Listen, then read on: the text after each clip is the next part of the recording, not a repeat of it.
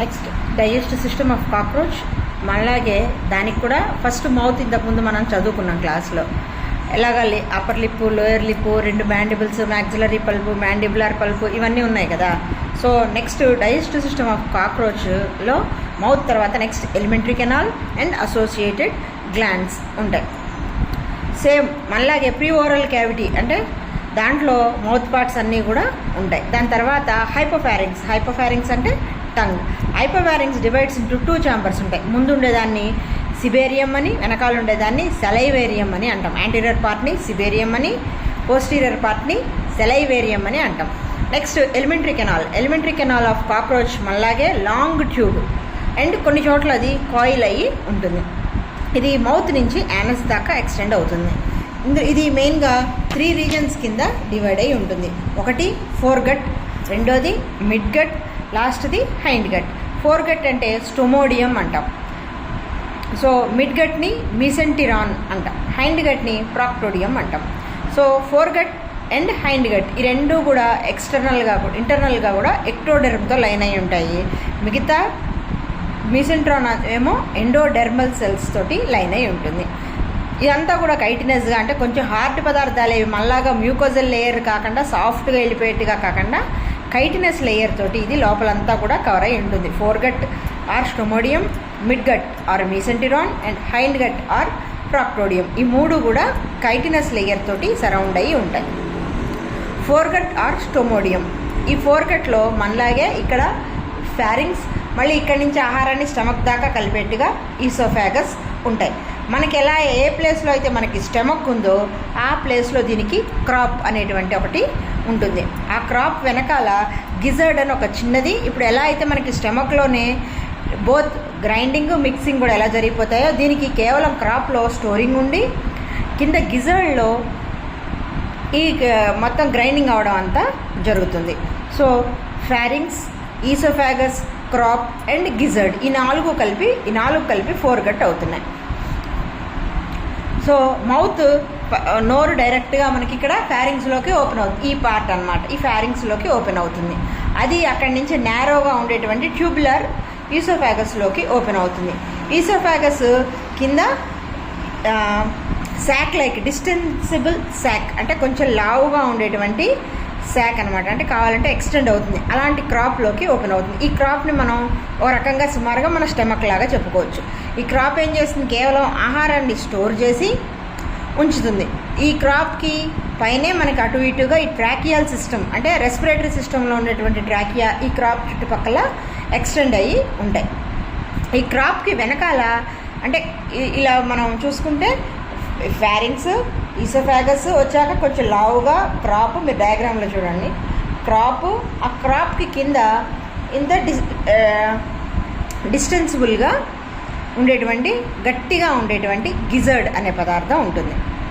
ఒక muscular structure అనమాట. ఇది కూడా మన స్టమక్ లాగానే ఎలా అయితే మన స్టమక్ 2 పనులు చేస్తుందో, storing of the food and also the grinding of the food ఎలా చేస్తుందో, ఇక్కడ స్టోరింగ్కి ఏమో క్రాప్, గ్రైండింగ్ ఏమో గిజర్డ్ అనేది ఆర్గాను ఉపయోగపడుతుంది. ఈ గిజర్డ్ని ప్రోవెంట్రికులస్ అంటాం. ఎందుకంటే స్టమక్ తర్వాత మనకి స్మాల్ ఇంటెస్టైన్స్తో పోల్చేట్టుగా ఉండేటువంటి దాన్ని వెంట్రికులస్ అంటున్నాం కాబట్టి ఆ వెంట్రికులస్ కంటే ముందు ఉంటుంది కాబట్టి దీన్ని ప్రోవెంట్రికులస్ అంటాం.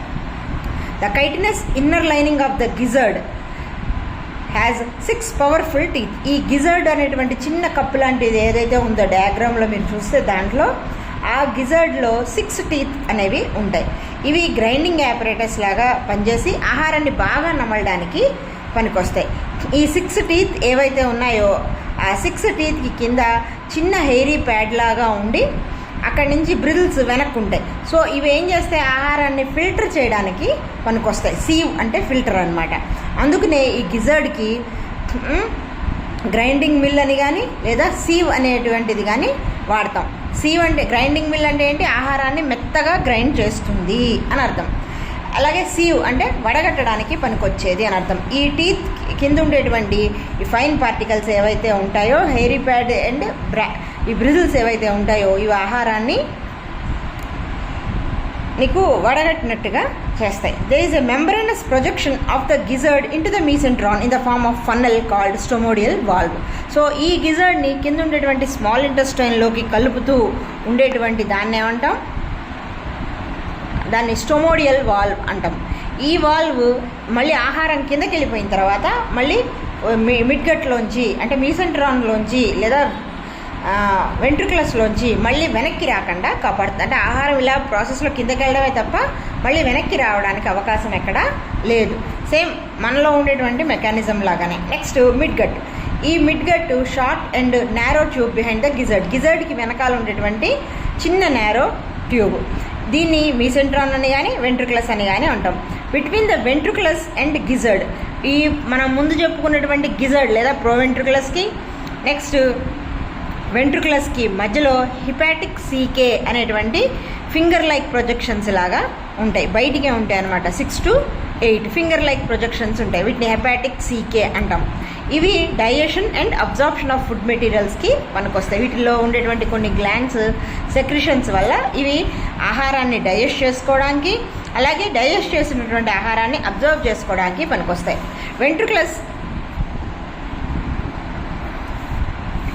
ventriculus is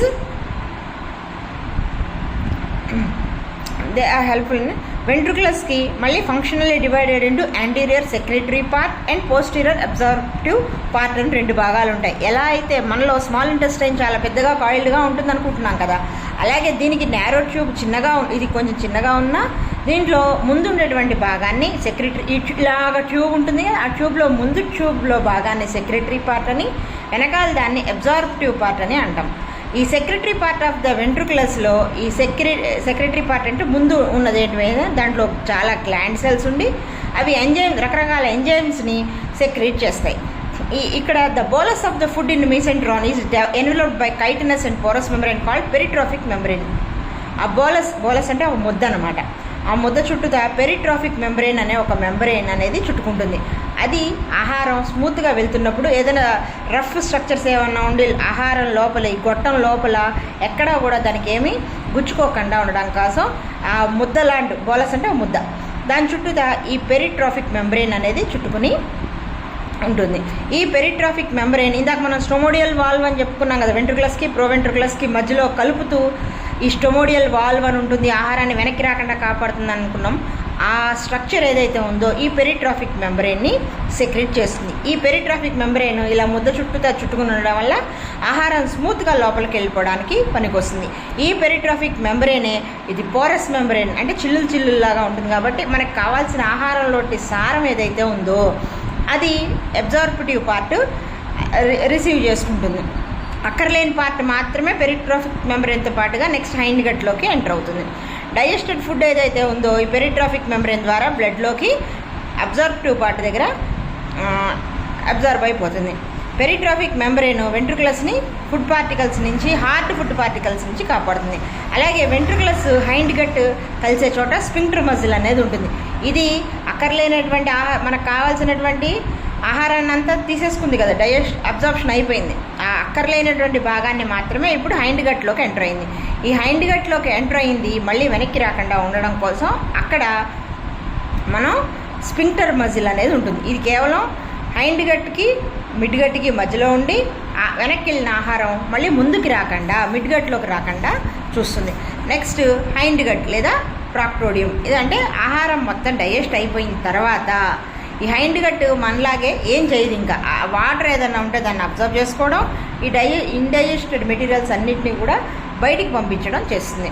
hind gut long coiled tube ఉంటుంది. దీంట్లో సేమ్ ఇందాక ఎలా అయితే secretory part, absorptive part and small ఇంటెస్టైన్లో ఉన్నట్టుగా మిడ్ గట్లో ఎలా ఉన్నాయో ఇక్కడ హైండ్ గట్లో ఏం చేస్తున్నాయి, దీంట్లో ఇలియం, కోలాన్ అండ్ రెక్టమ్ అనేవి 3 ఉంటాయి. ఇది కూడా కైటినస్ క్యూటికల్ తోటే లైనింగ్ అయి ఉంటుంది. ఇలియం మీసెంట్రాన్ తర్వాత అంటే మిడ్గట్ తర్వాత వెంటనే ఉండే భాగాన్ని ఇలియం అంటాం. ఈ మిడ్గట్ ఇలియం కలిసే చోట మాల్ఫీజియన్ ట్యూబ్యూల్స్ ఏవైతే ఉన్నాయో అవి ఓపెన్ అవుతూ ఈ ఇలియంలోకి యూరిక్ యాసిడ్ని తీసుకొస్తాయి. ఈ మాల్ఫీజియన్ ట్యూబ్యూల్సే మనం ఏమంటున్నాం, ఎక్స్క్రిటరీ ఆర్గన్ ఆఫ్ కాక్రోచ్ ఏంటి, మాల్ఫీజియన్ ట్యూబ్యూల్. ఈ మాల్ఫీజియన్ ట్యూబ్యూల్ ఇలియంలోకి ఈ మీసెంట్రాన్ అండ్ హైండ్ గట్ ఇలియం కలిసే చోట ఉండి అక్కడికి రిలీజ్ చేస్తాయి. ఈ ఇలియం యూరిక్ యాసిడ్ని కలెక్ట్ చేసుకుని, అలాగే అన్డైజెస్టెడ్ ఫుడ్ ఏవైతే ఉందో మిడ్గట్లోంచి వచ్చే అన్డైజెస్టెడ్ ఫుడ్ని కూడా కలెక్ట్ చేసుకుని ఈ రెండింటిని కాలాన్లోకి ఓపెన్ చేస్తుంది. ఈ కోలాను అక్కడి నుంచి రెక్టమ్ నుంచి యానస్ ద్వారా బయటికి వెళ్ళిపోతాయి. రెక్టంలోకి వచ్చిన తర్వాత ఏంటి, ఇంకేమన్నా అన్డైజెస్టెడ్ ఫుడ్ ఆల్రెడీ వచ్చేసింది, అది కాకుండా మనం తిన్న ఆహారంలో ఏమైనా వాటర్ ఏదన్నా ఉంటే ఈ రెక్టల్ ప్యాపిల్లే అనేటువంటి 6 లాంగిట్యూడినల్ ఫోల్డ్స్ ఉంటాయి. ఆ 6 లాంగిట్యూడినల్ ఫోల్డ్స్ ద్వారా ఈ రెక్టల్ ప్యాపిల్లే ఏం చేస్తుంది, ఆ వాటర్ని అబ్జర్వ్ చేసుకుని కేవలం అన్డైజెస్టెడ్ ఫుడ్ని, అక్కర్లేనటువంటి పదార్థాన్ని మాత్రమే యానస్ ద్వారా ఇది బయటికి పంపిస్తుంది. యానల్ ద్వారా చిన్న చిన్న పెల్లెట్స్ రూపంలో అన్డైజెస్టెడ్ ఫుడ్ వెళ్ళిపోతుంది. సో ఇప్పుడు మనకి డైజెస్టివ్ గ్లాండ్స్ ఏవైతే ఉన్నాయో అవి ఆహారం జీర్ణం అవడానికి, సలైవా సెక్రెట్ చేసుకోవడానికి వీటన్నిటికీ పనికొస్తాయి. సో మెయిన్గా ఈ డైజెస్టివ్ గ్లాండ్స్ కాక్రోచ్లో 3 టైప్స్ ఉంటాయి. ఒకటి సెలైవరీ గ్లాండ్స్. మనలో 3 pairs ఆఫ్ సెలైవరీ గ్లాండ్స్ ఉంటాయి, కానీ కాక్రోచ్లో కేవలం 1 pair ఆఫ్ సెలైవరీ గ్లాండ్స్ ఉంటుంది. ఈ పెయిర్ ఆఫ్ సెలైవరీ గ్లాండ్స్ మనం ఇందాక క్రాప్ అని అక్కడ ఫుడ్ స్టోరేజ్ చేసుకుంటుందని చెప్పాం కదా, ఫారింగ్స్, ఈసోఫాగస్, తర్వాత క్రాప్ అని. ఆ క్రాప్ దగ్గర వెంట్రోలాటరల్ సైడ్స్కి వెంట్రల్ సైడ్ కూడా ఇవి ఉంటాయి. ప్రతి సెలైవరీ గ్లాండ్కి 2 lobes ఉంటాయి అన్నమాట, ఇటొకటి. ఈచ్ లోబ్ ఆఫ్ మళ్ళీ సెలైవరీ గ్లాండ్కి మళ్ళీ ఇప్పుడు 2 pairs అనుకున్నాం, అంటే ఇటొక సెలైవరీ గ్లాండ్, ఇటొక సెలైవరీ గ్లాండ్. ఇటు పక్క ఉండేటువంటి సెలైవరీ గ్లాండ్ మళ్ళీ 2 parts కింద అవుతుంది. ఈచ్ లోబ్ ఆఫ్ సెలైవరీ గ్లాండ్లో మళ్ళీ చిన్న చిన్న లోబ్యూల్స్ ఉంటాయి. ఆ చిన్న లోబ్యూల్స్ని ఎసినై అంటాం. ఈ ఎసినైలో సెక్రెటరీ సెల్స్, జైమోజన్ సెల్స్ అనేవి ఉంటాయి. ఎసినస్లో చిన్న చిన్న జైమోజన్ సెల్స్ అనేవి ఉంటాయి. వాటికి చిన్న డక్ట్యూల్ ఉంటుంది. డక్ట్ అంటే ఇలా కాడ లాంటిది అని అర్థం. డక్ట్యూల్ అంటే ఇంకా చిన్నది, యూల్ అని ఎక్కడొచ్చినా ఇంకా చిన్నది అని అర్థం. ఇందాక మనం అనుకున్నట్టు లోబ్యూల్, అలాగే డక్ట్యూల్ ఇంకా చిన్నది అక్కడ ఉంటుంది. జైమోజన్ సెల్స్ ఉంటాయి విత్ స్మాల్ డక్ట్యూల్. ఈ డక్ట్యూల్స్ అన్నీ కూడా, బోత్ లోబ్స్ అవన్నీ కూడా కలిపి ఒక కామన్ సెలైవరీ డక్ట్ కింద ఫామ్ అవుతాయి. ఈ లోబ్యూల్ నుంచి వచ్చింది, ఈ లోబ్యూల్ నుంచి వచ్చింది కలిపి ఒక కామన్ సెలైవరీ డక్ట్ ఫామ్ అవుతుంది. ఇటు నుంచి వచ్చే కామన్ సెలైవరీ డక్ట్, ఇటు నుంచి వచ్చే కామన్ సెలైవరీ డక్ట్ కలిపి మధ్యలో మీడియన్ సెలైవరీ డక్ట్ అనేది ఫామ్ అవుతుంది. Between the lobes of salivary gland of each side, ఇందాక ఇటు సెలైవరీ ఇలాగా ఇటొక లోబు ఉన్నాయి అనుకున్నాం. ఈ లోబ్కి మళ్ళీ రెండింటి కింద విడిపోయింది అనుకున్నాం. ఈ రెండింటికి వెనకాల ఒక సెలైవరీ రిసెప్టికల్ అనేది ఉంటుంది. సెలైవరీ రిసెప్టికల్ అంటే సెలైవాని స్టోర్ చేసుకునేటువంటి స్ట్రక్చరు అని అర్థం. ఇది ఈ 2 సెలైవరీ, ఇటు నుంచి వచ్చే సెలైవరీ రిసెప్టికల్, ఇటు నుంచి సెలైవరీ రిసెప్టికల్ కలిసి రిసెప్టికులర్ డక్ట్ అనేది ఫామ్ అవుతుంది. ఏంటి, రిసెప్టికులర్ డక్ట్ ఆర్ రిజర్వాయర్ డక్ట్ అనేది ఫామ్ అవుతుంది. ఈ రిసెప్టికులర్ డక్ట్స్ ఆఫ్ బోత్ సైడ్స్ కలిసి కామన్ రిసెప్టికులర్ డక్ట్ అనేది ఫామ్ అవుతాయి. ఈ కామన్ రిసెప్టికులర్ డక్ట్ అండ్ ఇందాక వచ్చినటువంటి సెలైవరీ గ్లాండ్స్ నుంచి వచ్చిన మీడియన్ సెలైవరీ డక్ట్, ఈ కామన్ రిసెప్టికులర్ డక్ట్ అంటే సెలైవాన్ స్టోర్ చేసుకునేది. నెక్స్ట్ జైమోజన్ సెల్స్ నుంచి వచ్చేటువంటి సెక్రీషన్స్, ఈ జైమోజన్ సెల్స్ నుంచి వచ్చే సెక్రీషన్స్ ఎసినై ద్వారా వచ్చేవి, అలాగే సెలైవరీ గ్లాండ్స్ నుంచి వచ్చేవి. ఇవన్నీ కలిసి ఈ రెండు కూడా హైపోఫారింగ్స్ దగ్గర అంటే టంగ్ దగ్గర ఎఫరెంట్ సెలైవరీ డక్ట్ అనే పేరుతో ఓపెన్ అవుతాయి. The efferent salivary duct opens at the base of hypopharynx. So ఈ ఎసినార్ సెల్స్, ఎసినస్ అనేవైతే అనుకున్నామో, సింగిల్ ఎసినై ఎక్కువ ఉంటే ఎసినార్ సెల్స్. ఎసినై అంటే ఒకటి, ఎసినస్ అంటే ఎక్కువ. వాటి నుంచి వచ్చే డక్ట్ ఎసినార్ డక్ట్, వాటి సెల్స్ ఎసినార్ సెల్స్. ఈ ఎసినార్ సెల్స్ సెలైవాన్ సెక్రెట్ చేయడంతో పాటుగా ఆ సెలైవాలో ఎమైలేజ్ అనే ఒక ఎంజైము ఉంది. ఈ ఎమైలేజ్ నెక్స్ట్ మాల్టేజ్, ఇన్వర్టేజ్ అనే ASE అని ఏది వచ్చినా కూడా అవి కార్బోహైడ్రేట్స్ మీద వర్క్ చేస్తాయి. Next hepatic CK. ఇందాక మనం చెప్పుకున్నాం కదా, ఎక్కడున్నాయి హెపాటిక్ సీకే? బిట్వీన్ ప్రోవెంట్రికులస్ అండ్ వెంట్రికులస్కి మధ్యలో హెపాటిక్ సీకే అనేవి ఉన్నాయి. గిజర్డ్కి అండ్ మిడ్గట్కి మధ్యలో ఉండేటువంటి హెపాటిక్ సీకేలో కూడా సెక్రెటరీ అండ్ అబ్జార్ప్టివ్ సెల్స్ ఉంటాయి. తర్వాత నెక్స్ట్ మీసెంట్రాన్లో ఉండేటువంటి గ్లాండ్యులార్ సెల్స్. ద గ్లాండ్యులార్ సెల్స్ ఆఫ్ మీసెంట్రాన్ ఇవి maltase, invertase, protease and lipase అనేటువంటి 4 సెక్రెటరీ ఎంజైమ్స్ని సెక్రెట్ చేస్తాయి. మాల్టేజ్ ఏమో మాల్టోజ్ని గ్లూకోజ్ కిందకు మారుస్తుంది. ఇన్వర్టేజ్ ఏమో సుక్రోజ్ని గ్లూకోజ్ కిందకు మారుస్తుంది. లైపేజ్ ఏమో లిపిడ్స్ని గ్లూకోజ్ కిందకి మారుస్తుంది, అండ్ ప్రోటీయేజెస్ ఏమో ప్రోటీన్స్ అండ్ అమైనో యాసిడ్స్ మీద యాక్ట్ చేస్తాయి. సో ఇక్కడ ఫిజియాలజీ ఆఫ్ డైజెషన్ అంటే డైజెషన్ ఎలా జరుగుతుంది అని. సో ఇక్కడ cockroach is an omnivorous insect. Cockroach అనేది ఆమ్నివోరస్ అంటే అన్ని రకాలైనటువంటి ఆహార పదార్థాలని తింటుంది. అది ఆహారాన్ని ఎలా గుర్తుపడుతుంది? మనం ఫస్ట్ దాంట్లో చెప్పుకున్నట్టుగా ఇక్కడ ఆల్ఫాక్టరీ సెన్సిల్లే ఉంటాయి. అలాగే ఈ పార్ట్లో ఉండేటువంటి మ్యాక్సిలరీ అండ్ మ్యాండిబులర్ పాల్ప్స్ ద్వారా అది ఏం చేస్తుందంటే ఫుడ్ ఎక్కడ ఉందనేది గుర్తుపట్టి దాని ద్వారా ముందు 2 కాళ్ళతోటి ఆహారాన్ని పట్టుకుని లేబ్రమ్ అండ్ లేబియం అంటే అప్పర్ లిప్ అండ్ లోయర్ లిప్కి మధ్యలో ఆహారం ఇలా బెండ్ అయి ఉంటుంది కాబట్టి upper lip and lower lip ముందు వెనకాల వస్తాయి. ఈ ఆహారాన్ని పట్టుకుని వాటి లోపలికి తీసుకొస్తుంది. అక్కడ మ్యాండిబుల్స్ దీన్ని బాగా మెత్తగా biting and chewing type of వీటిలో డైజెషన్. సో బాగా మెత్తగా వీటిని మెత్తగా చేస్తాయి. ఇప్పుడు ఇక్కడ ద లాబ్రమ్ అండ్ లేబియం అంటే upper lip and lower lip and ఆహారాన్ని కింద పడిపోకుండా చూసి మ్యాండిబుల్స్ బాగా దాన్ని కొంచెం మెత్తగా చేసి సెలైవాతో అక్కడ కలుపుతాయి. అక్కడి నుంచి ఫారింగ్స్ అండ్ ఈసోఫాగస్ నెక్స్ట్ క్రాప్కి వస్తుంది. ఇక్కడ ఈ క్రాప్లో ఏమవుతుందంటే క్రాప్ ఏంటి కేవలం మనం స్టోరేజ్ అనుకున్నాం. ఇక్కడ ఈ క్రాప్ కింద నుంచి గిజర్డ్లో సెక్రెట్ అయినటువంటి డైజెస్టివ్ జ్యూసెస్ అన్నీ రిగర్గిరేట్ అంటే ఇప్పుడు మనకి వామిటింగ్ వచ్చినట్టుగా పైకి. సో డైజెస్టివ్ జ్యూసెస్ తోటి గిజర్డ్లో ఉండేటువంటి గ్రూవ్స్ ద్వారా పైకి వచ్చి అక్కడ ఈ ఆహారం బాగా డైజెస్టివ్ జ్యూసెస్ తోటి మిక్స్ అవుతుంది. అలా మిక్స్ అయిన ఆహారం అక్కడి నుంచి సగం డైజెస్ట్ అయిపోతుంది. అక్కడ మిగిలిన డైజెస్ట్ అవ్వకుండా ఉన్నది ఏదైతే గిజర్డ్లోకి వస్తుంది అక్కడ బాగా ఇంకా మెత్తగా అవుతుంది.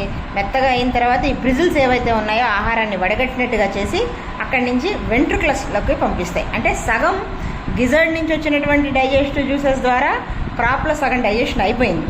ఆ మిగిలింది ఏదైతే ఉందో అది వెంట్రుకులస్లోకి వస్తుంది. మనకు కూడా అంతే. స్టమక్లో కొన్ని డైజెస్ట్ అవుతాయి. ఆ తర్వాత స్మాల్ ఇంటెస్టైన్లోకి వచ్చిన తర్వాత స్మాల్ ఇంటెస్టైన్ యొక్క ఫస్ట్ పార్ట్ సెక్రెటరీ పార్ట్ అని చెప్పుకున్నాం కదా, అక్కడ డైజెస్ట్ అవుతాయి. దీనికి కూడా అంతే. ఫస్ట్ పార్ట్లో ఇప్పుడు వెంట్రుకులస్లోకి వచ్చిన తర్వాత అక్కడ ఇందాక మనం చెప్పుకున్నట్టుగా ఈ 4 డైజెస్టివ్ ఎంజైమ్స్ ఏవైతే ఉన్నాయో ఇన్వర్టేజ్ ఏమో గ్లూకోజ్ కింద అండ్ ఫ్రక్టోజ్ కింద మారుతుంది. మనకు ఓన్లీ గ్లూకోజ్ కిందకి మారుతుంది, కానీ కాక్రోచ్లో గ్లూకోజ్ అండ్ ఫ్రక్టోజ్ కిందకి మారుతుంది. అలాగే మాల్టేజ్ ఏమో గ్లూకోజ్ కిందకి, లైపేజ్ ఏమో లిపిడ్స్ మీద యాక్ట్ చేసి ఫ్యాటీ యాసిడ్స్ అండ్ గ్లిజరాల్ కింద, అలాగే ప్రోటీయేజెస్ ఏమో ప్రోటీన్స్ ఇంటూ అమైనో యాసిడ్స్ కిందకి మారుస్తాయి. Cellulose of the food is cellulose దీనికి ఉంటుంది, మనకి అరగదు అది. సెల్యులేజ్ అనే ఎంజైమ్ మనలో లేదు. ఓన్లీ గడ్డి తినేటువంటి యానిమల్స్లో లోయర్ యానిమల్స్లో మాత్రమే ఉంటుంది. మ్యామల్స్కి సెల్యులోజ్ డైజెషన్ లేదు. So cellulose of the food is digested by the enzyme cellulase secreted by the micro organisms present in the hind gut. అంటే ఈ సెల్యులేజ్ ఎక్కడ సెక్రెట్ అవుతుంది? బాడీలో ఎక్కడ సెక్రెట్ అవ్వట్లా, హైండ్ గట్లో ఉండేటువంటి మైక్రో ఆర్గానిజమ్స్ దాన్ని సెక్రెట్ చేస్తున్నాయి. ఆ cellulase secreted by the micro organisms present in the hind gut of cockroach. ఈ సెల్యులోజ్ కూడా మళ్ళీ గ్లూకోజ్ కిందకే మారుతుంది. అంటే తీసుకున్న ఏ ఆహార పదార్థమైనా, కార్బోహైడ్రేట్ కింద తీసుకున్న ఏ ఆహార పదార్థమైనా కూడా గ్లూకోజ్ కిందకే మారుతోంది. గ్లూకోజ్ అండ్ ఒక ఇన్వర్టేజ్ ఏమో సుక్రోజ్ని గ్లూకోజ్ అండ్ ఫ్రక్టోజ్ కిందకి మారుస్తుంది. ఈ వెంట్రుకులస్లో డైజెస్టెడ్ ఫుడ్ ఏదైతే ఉందో ఇంకా స్మాల్ ఇంటెస్టైన్లో అంటే ప్రోవెంట్రుకులస్ దాకా కూడా డైజెస్ట్ అవ్వని ఫుడ్ ఏదైతే ఉందో వెంట్రుకులస్లో అది కూడా అబ్జర్వ్ అయిపోతుంది.